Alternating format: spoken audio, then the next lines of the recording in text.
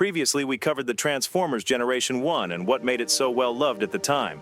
However, G1 wasn't perfect considering the way it died out and how the franchise as a whole nearly faded into obscurity. In general, all media has low points with bad episodes or movies if the franchise goes on long enough. Unconscious. She won't feel a thing. But this goes beyond that with effects we still see today. We'll be covering 5 points that impacted G1 for the worst. Number 5. This one is unique and may come off as a contradiction, but the 1986 movie was both one of the best and worst aspects of G1. At the time of this recording, it stands as the lowest grossing Transformers film. So when you have such an expansive rock and roll adventure with new characters, what's the problem? Absolutely, positively, definitely. Nobody can get the job done faster than I can. Nobody. And that right there lies the answer. It's about the new characters. Imagine yourself a kid in the 80s that's watched 2 lengthy seasons of a show you enjoyed. Then you go to the movies expecting to see your favorite characters in action on the big screen along with some new ones, only to watch some of your beloved heroes die in the first act like fodder. Brawn, Prowl, Ratchet, and Ironhide dying like nothing. And the bodies of Windcharger and Wheeljack, just background decoration. And then, the very moment that would redefine the franchise going forward. The death of Optimus Prime, both in a literal and metaphorical sense. Watching Optimus Prime's death was like watching a beloved family member die in a hospital. The scene even plays out as such with him on his deathbed. I fear the wounds are fatal. We already covered how Generation 1 Optimus was seen as a father figure to so many kids, and was truly an inspirational hero. So to see his end on the big screen sent a lot of kids home crying. Prime, you can't die! Lost, unable to process it. Until they channeled that grief into hatred against someone they blamed for it. Hot Rod. Out of the way, Hot Rod! And for that, I can never forgive him. Ironically, it takes away from Megatron being the one who pulled the trigger, especially since Optimus dies in the comics without Hot Rod jumping in, starting the unjust Hot Rod hate that exists today.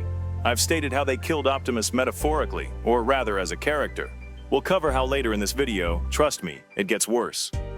To newcomers that only saw the movie, you won't feel that same attachment that watching the 65 episodes of seasons 1 and 2 other than name recognition. Oh no. Well, I guess accidents happen. After this video, go watch those episodes in the movie afterwards, then come back to watch this video again. For now, we see the effects this movie has leading us to. Number 4. Production of the 1986 movie caused a lot of quality issues for the series moving forward, until the cancellation brought the rebirth from 5 episodes down to 3. At least that's where G1 ended in the West. Because in Japan, the series continued after Season 3. This led to the split Japanese or Takara timeline. This new timeline includes 3 full series, an OVA, and ended with a TV magazine.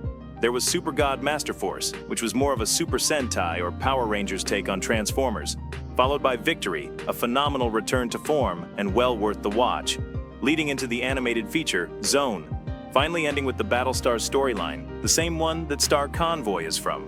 But before all of that was...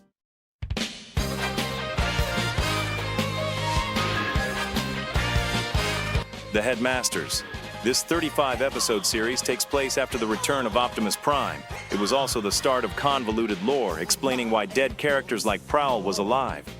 Considering the movie didn't arrive in Japan until 3 years after the US release, a lot of liberties were taken to create stories around time travel and alternate dimensions, which we'll touch on later. It does introduce and flesh out characters from the rebirth, giving some like Fortress a new look, as well as making him leader of the Autobot Headmasters. Or it also builds up to the best moment in all of Generation 1. Optimus is defending Vector Sigma alone and outmatched by Galvatron and his forces. But Hot Rod arrives with backup and the empty Matrix. Alpha Trion uses his life force to energize the Matrix, allowing Hot Rod to become Rodimus Prime once more. Then comes the birth of a dream. 見たか今世紀最大の劇的シーン夢のダブルコンボイ誕生の一瞬 The Double Convoy, or Primes. The 2 Autobot leaders in the show finally fighting side by side. It doesn't get any better than this. Only to quickly take it away by killing Optimus. Again, right at the end of the episode. Alright, it's not the worst thing. It gives Rodimus a chance to show his determination to be the leader he needs to be this time, and for a while it goes pretty well. There's even a crossover with the Battle Beasts, another Hasbro property. We're finally here. We're here to see what new heights Rodimus Prime is able to lead the Autobots to.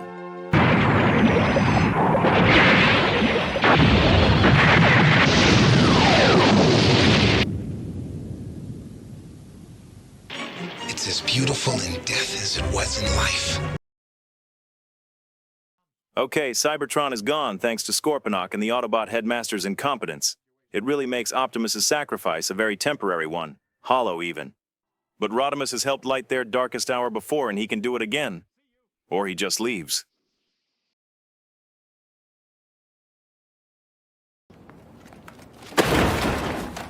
He just leaves.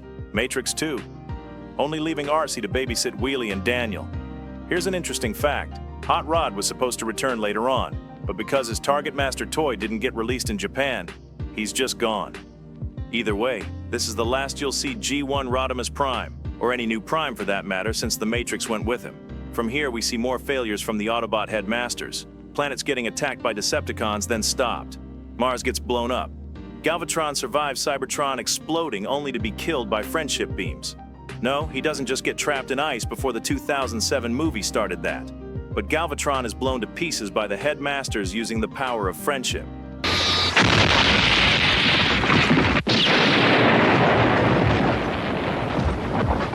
Ultra Magnus dies. It's not a spoiler if the episode tells you. Cyclonus is comic relief.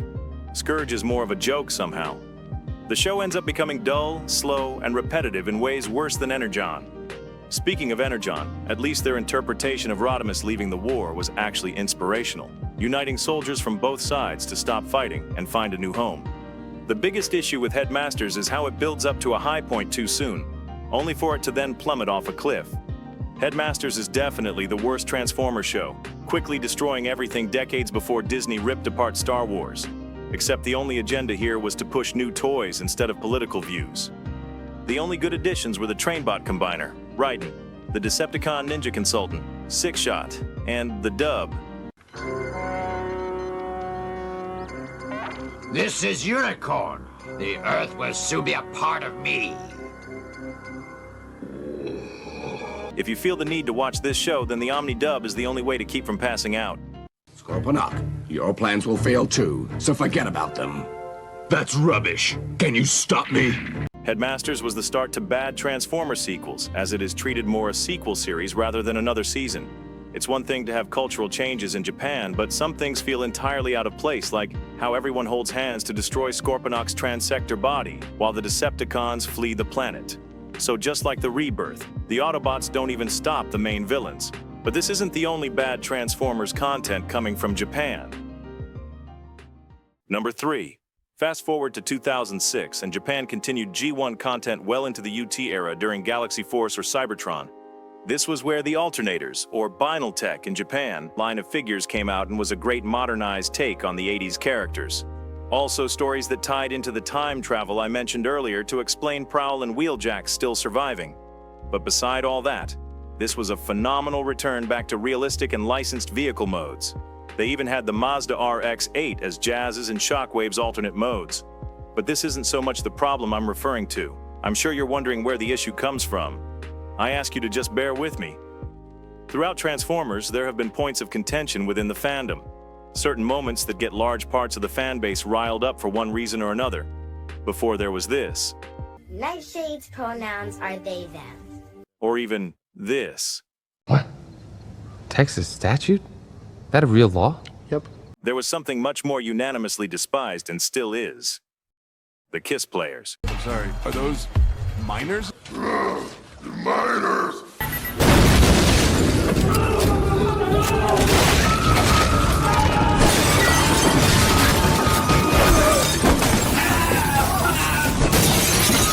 Hold on, let's stop for a moment. Before you jump to conclusions, it should be stated these characters are in fact not minors, and I have a theory that can prove it. We have to take into account the laws at time of publication. Regardless of the fact Atari is in high school, she's old enough to drive. That said, the legal driving age in Japan is 16, only if you're riding a motorcycle. However, driving a car requires a minimum age of 18, which would make sense as these characters are partnered up with carbots, specifically the aforementioned Binaltech figures that were salvaged for this storyline. And taking into account in order to join the military or Japanese Defense Force, one must be at the minimum age of 18. Yes, it's not uncommon for the Transformers to sometimes conscript adolescent children to aid in warfare. However, in this case, it's not the Autobots recruiting child soldiers, but rather a human military force with rules, regulations, and minimum age requirement to join. Therefore, until we have word from Takara otherwise, we can conclude that the KISS players are legal-aged adults and not underage girls as many believed.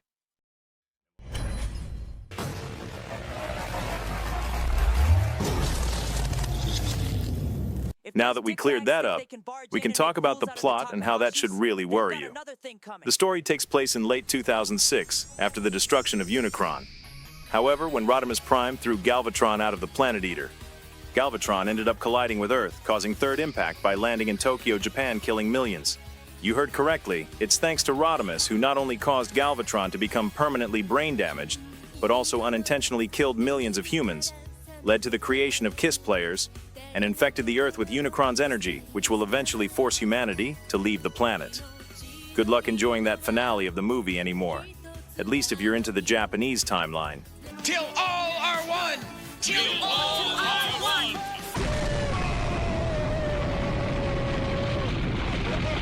It also led to the new purpose of the Earth Defense Command, EDC, the military force we see in Season 3 of Generation 1. Humanity bans all Transformers from the planet, and the EDC creates an anti-electron field that would weaken Transformers, making them sick, at least until the KISS players give them a boost. This is where we meet Atari Hitotonari, suffering from survivor's guilt after her parents were killed in a Transformers-related incident. We see her talking about wanting to end things.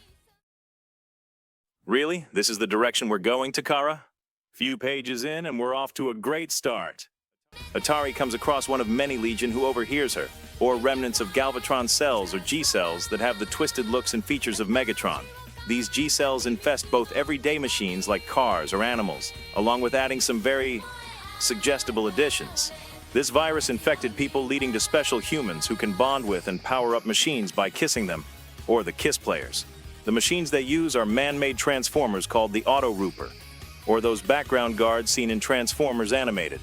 The Auto Rooper ejects our second KISS player protagonist, Xiao Li. Atari gets in the robot by kissing it, and together they stop the Legion bot. From then on, this Auto Rooper becomes Atari's partner, because we later find Xiao about to be eaten by a Legion head much like other KISS players before her. This is where we see her rescued by Hot Rod. Yes, Hot Rod, not Rodimus Prime. He gave the Matrix back to Ultra Magnus out of shame for the destruction he inadvertently caused.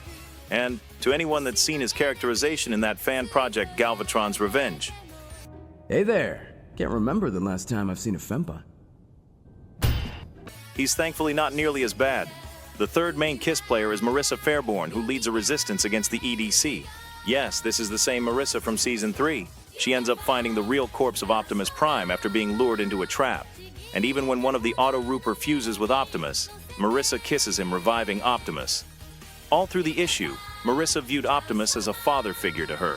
Make of that what you will. The manga ends with Atari and Auto Rooper stopping Optimus and Hot Rod from fighting over a misunderstanding, which is fair, as at this point in the timeline, Optimus Prime should be, well... But wait, there's more. No.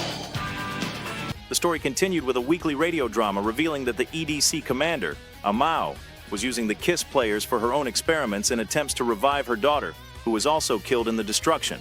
Atari gets captured like the other missing KISS players. Xiao leads Marissa, Optimus, and Hot Rod through the... I'm not saying it! Into the EDC basement where Galvatron is revived, pulling all the G-cells to him. Optimus dies for the second time in this timeline. Hot Rod throws Galvatron into space again, and he destroys the anti-electron field, thus allowing the series to pick up in Transformers 2010. In case it hasn't been made obvious enough, the KISS players takes heavy inspiration from Neon Genesis Evangelion and the Dark Gundam from Mobile Fighter G Gundam. You would think that KISS players is just a one-off self-contained story that we can all just forget. But unfortunately, that isn't the case. No. Wait. The legacy of KISS players is very much alive and well, being critical to G1 as it explains various plot points within the Takara timeline. In short, KISS Players ties into every facet of Generation 1 from the Beast era, and including the original show. What? No, all right. I know that sounds bad. Like how Atari built Artemis and Moon, characters from Beast Wars II. The second part of KISS Players becomes a time travel storyline from the Teletron 15 Go-Go miniseries. I'll only summarize the KISS Players part as they come in much later in the story.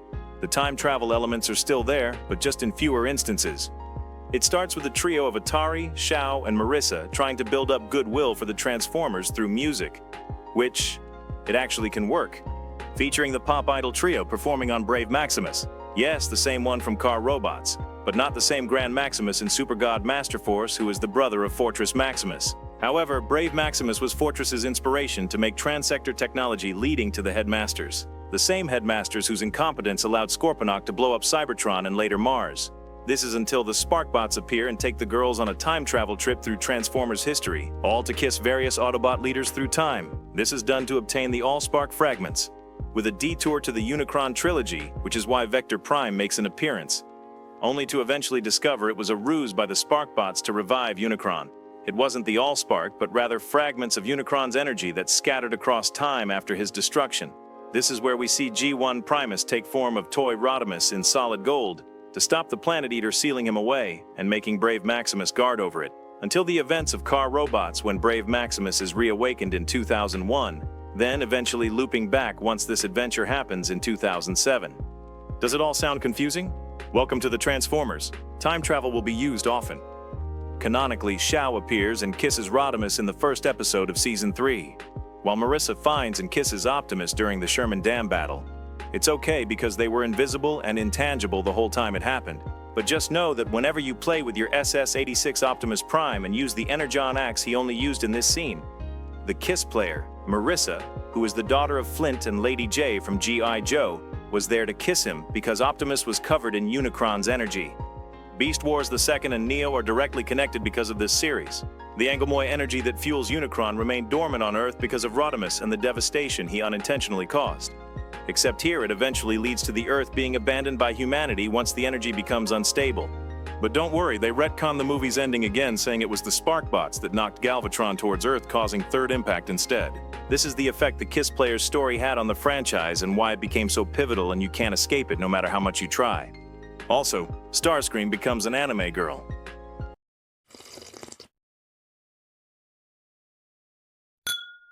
The controversy comes because of all the lewd and heavily sexualized content.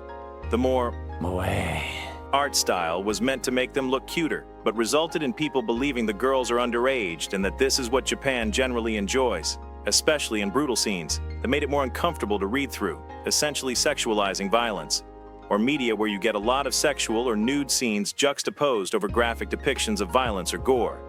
This is what people should actually feel disgusted over when it comes to the original KISS Players. If you wanted to know why this video took so long to make, it was this section here. Going through KISS Player lore takes a hefty toll on anyone who reviews it. I felt as if I aged decades going through it all. But this isn't the only time Japan has official fan service content in Transformers. And speaking of which, that leads us to my next point. Number 2. Between blatantly killing one of the most beloved characters in fiction to going a super sexualized route for a certain demographic. It really comes down to Hasbro's and Takara's treatment of the brand. Even back in its inception, the Transformers was only viewed as a vehicle to sell toys. Not selling anymore? Time to die. Hasbro has this very interesting love-hate relationship with the brand. On one side, they can have amazing talent that can work on the shows, comics, or toys. But on the other, they have made many business moves to cripple its growth. Hasbro was very experimental in the 80s and 90s. It's because they were looking for anything to stick in the G1 line towards the end of its run. However, I am impressed with Hasbro's boldness to troll its fan base, like the bold notion of killing Optimus Prime and how everyone else was telling them this was a bad idea. They were too busy wanting to clear the toy shelves. They didn't care. And the results? The movie was not a success, and kids were leaving the theater and hiding in their closets, I heard, under their beds, wouldn't come out. Parents got really upset. They made some noise, and the studios of whoever it was, they said, you've got to bring them back. Then, when the letters from angry parents and kids flooded in, they curled that monkey's paw to grant that wish to bring back Optimus. As a quintessent corrupted zombie that, ironically enough, was able to resist the mind control thanks to Hot Rod giving back the Matrix. It's also impressive how they managed to make multiple war properties so child-friendly. But we'll get to that eventually. This is something that would follow Hasbro time and time again, leading to the end of G1 along with the tainting of Optimus Prime's character and how he's viewed going forward. I've already covered how damaging the effects of this action had on the character in another video. It's sad how one of the most tragic fictional deaths ended up becoming a meme. If we can just find Optimus Prime. He's right here. He's dead.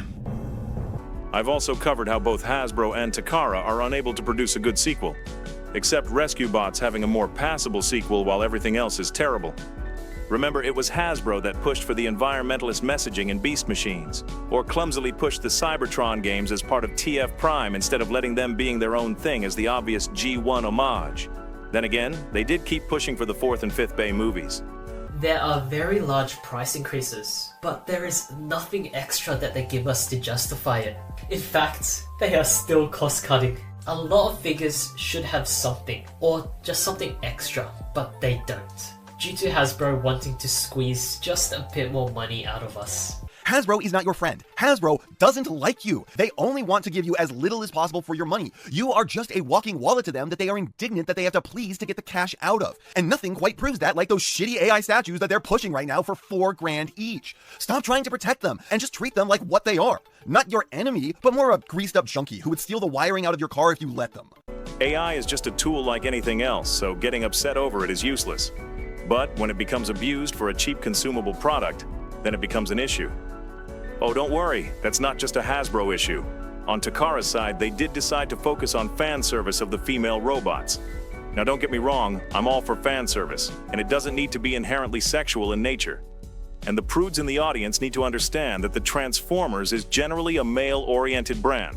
As such, it's a very effective means of drawing in an audience or at least retention to help support the franchise, if done tastefully and not excessive.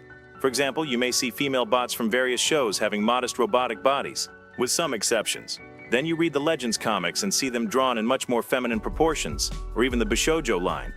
However, that being said, fan service should never be done on underage characters to begin with. Do you understand, Takara? Would you have a seat? That's not to say that these companies haven't been successful or done anything right. It's why we still enjoy the Transformers today. Yet when they make some legally questionable or outright bad decisions, they really hit some deep lows. This is Abdul Fakadi, Supreme Military Commander, President for Life, and King of Kings of the Socialist Democratic Federated Republic of Karbamia. And that's why Casey Kasem, the voice of G1 Cliffjumper, finally decided to leave the show, among other similar reasons. Sure, Generation 1 wasn't going to last forever. No media property does without low or in-between points.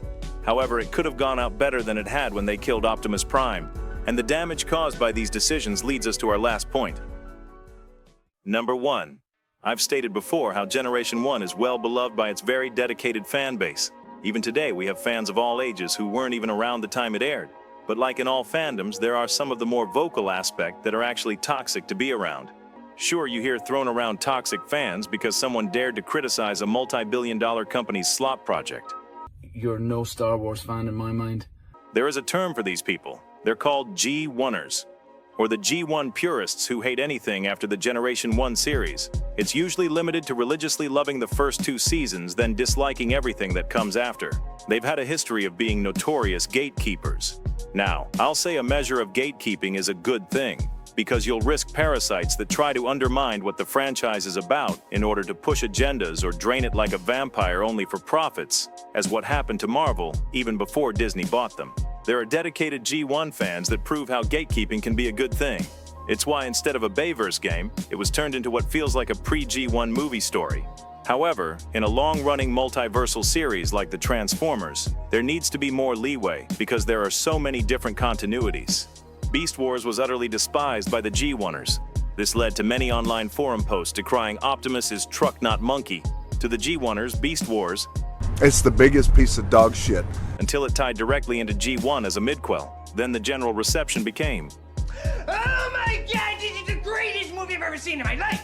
They're often the ones that threw hate against Armada over the minicons being a Pokemon knockoff, because the G1 Micromasters were so much more original, weren't they? Most notably, G1ers have an unbridled hatred of the live-action Michael Bay movies. I've detailed in my Optimus Prime comparison video that there are valid reasons to dislike those movies, and how the writing isn't going to win any Oscars. Left cheek! Left cheek! Left cheek! However, just on the merits of it not being G1 is pretty foolish. What they don't understand is they don't own the franchise. They aren't the only fans of the brand, nor the only ones Hasbro has to cater to in order to maintain the IP. But one thing in particular nearly all G1ers agree on is their absolute loathing of Hot Rod because of this scene. No, you don't, Megatron! Out of the way, Hot Rod!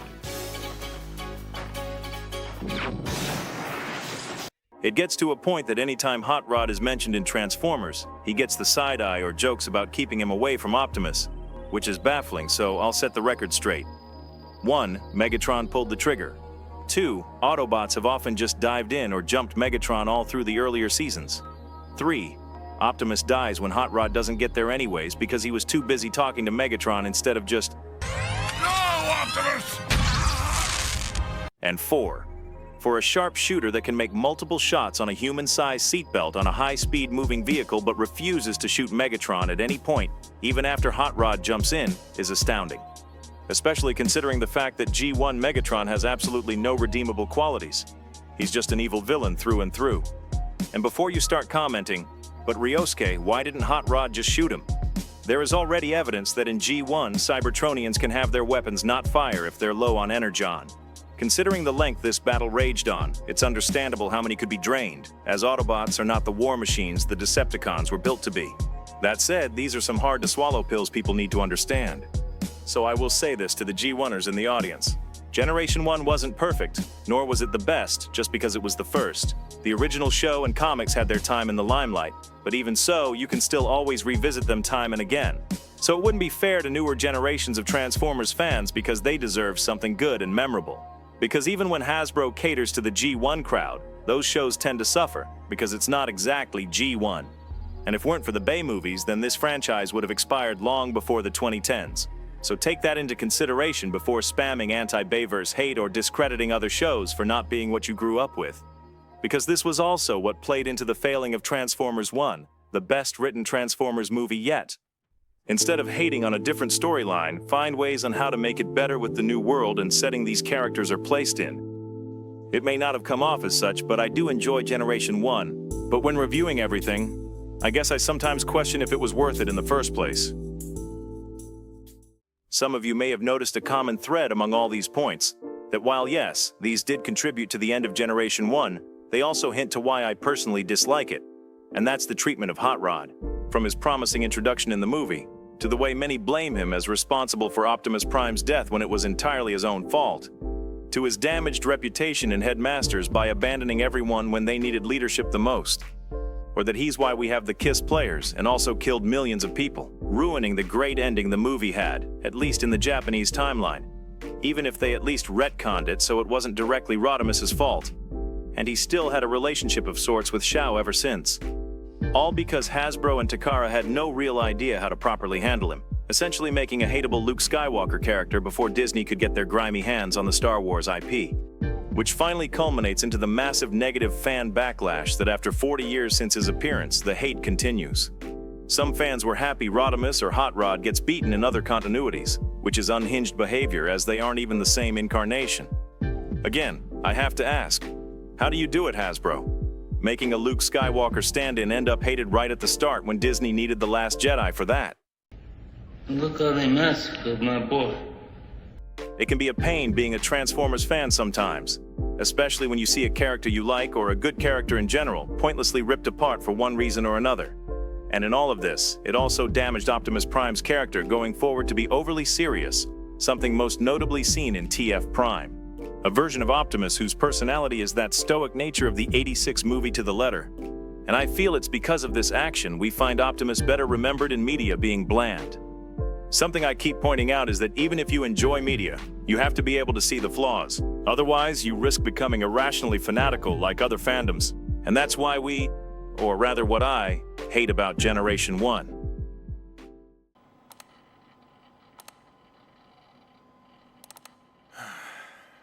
And it's finally done.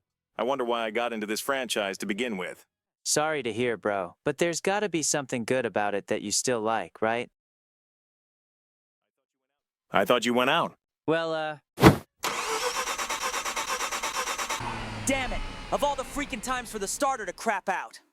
Oh yeah, well I just let those pricks off with a warning. Those feds know better than to show up here again. Look, I might not be into the whole transforming robots thing, but I can tell this is really bugging you. Sure, stuff I enjoy watching can have lame stuff in it time to time, but I still look at the good stuff and remember what I loved about it in the first place. You make a good point. Maybe I have been a bit too harsh. Rodimus gets more respect from the fan base nowadays. Not to mention, there are some aspects of KISS players that others enjoy outside of its main issues. Besides, if G1 was truly as despised for every bit of its failings, then it should be a dead property and no one would care about the original series anymore except for the few die-hard fans. And that's what we'll cover in the third part of this mini-series. Why is it we still love the Transformers Generation 1 even after 40 years? Hopefully you were able to learn something from this video.